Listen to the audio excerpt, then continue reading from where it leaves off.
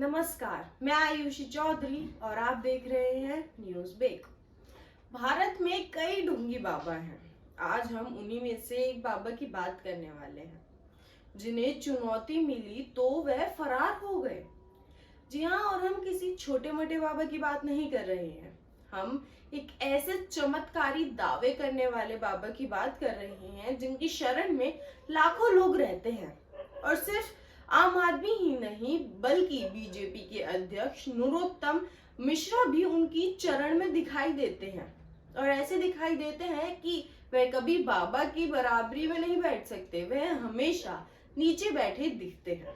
जी हाँ, हम बात कर रहे हैं बाबा धीरेन्द्र शास्त्री की, जिन्हें मध्य प्रदेश के सबसे ज्यादा मान्यता रखने वाले बाबा माना जाता है। और ये बाबा कुछ चमत्कारी दावे भी करते हैं, जैसे कि भूतों को भगा सकते हैं, किसी का नाम पता चलने पर ये उसकी पूरी कुंडली निकाल सकते हैं, भविष्य तक बता सकते हैं, और सिर्फ यही नहीं बल्कि भगवान से बात भी कर सकते हैं। इनका कहना है कि अपनी दिव्य दृष्टि से ये सारे काम बड़ी आसानी से कर पाते हैं।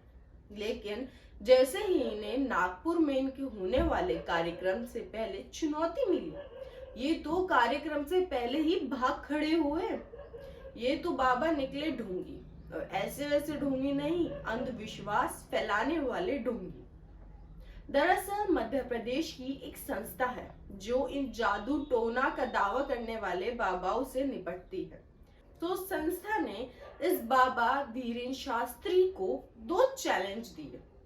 इन चुनौतियों में उन्होंने कहा कि ऐसी वैसी चुनौती नहीं, बल्कि अगर आपने पूरी कर दी तो आपको 30 लाख रुपए भी दिए जाएंगे।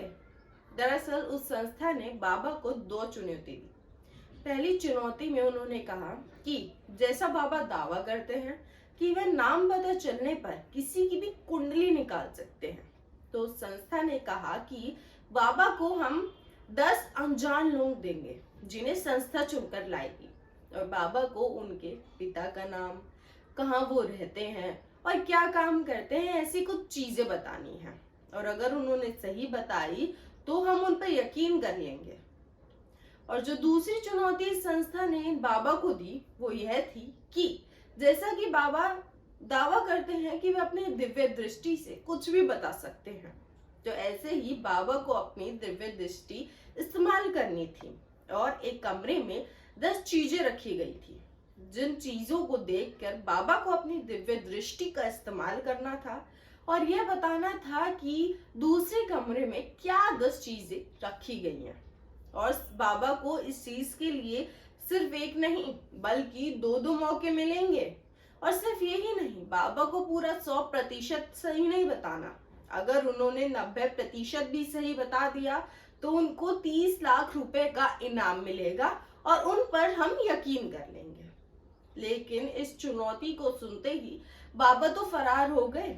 जी हाँ, जिन पर लाखों लोग अंधविश्वास का विश्वास करते हैं, और सिर्फ आम लोग ही नहीं बल्कि बीजेपी अध्यक्ष तक उनके चरणों में दिखाई देते हैं, वे बाबा तो चुनौती से डर गए और भाग खड़े हुए। जी हाँ, वह बाबा चुनौती सुनते ही नागपुर के कार्यक्रम करने से पहले ही फरार हो गए।